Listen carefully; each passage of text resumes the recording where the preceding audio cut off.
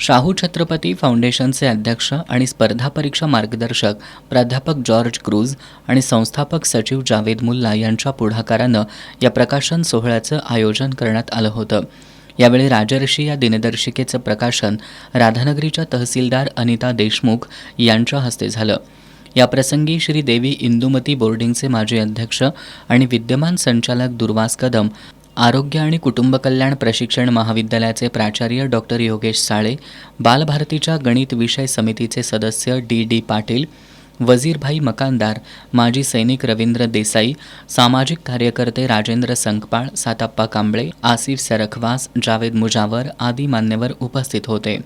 राधानगरी धरणस्थळ परिसरात राजर्षी दिनदर्शिकेचं प्रकाशन ही शाहू महाराजांच्या कार्याला खरीखुरी सलामी असल्याचे गौरवोद्गार तहसीलदार अनिता देशमुख यांनी काढले. यावेळी प्रकाशन सोहळ्याप्रसंगी उपस्थित असलेल्या सांगली जिल्ह्यातील वाळवा इथल्या क्रांतिसिंह नाना पाटील महाविद्यालयाच्या विद्यार्थ्यांना राजर्षी शाहू महाराजांची प्रतिमा भेट स्वरूपात प्रदान करण्यात आली. या विद्यार्थ्यांनी धरणस्थळ परिसरात स्वच्छता मोहीम राबवून राजर्षी शाहू महाराजांच्या स्मृतीला अभिवादन केलं.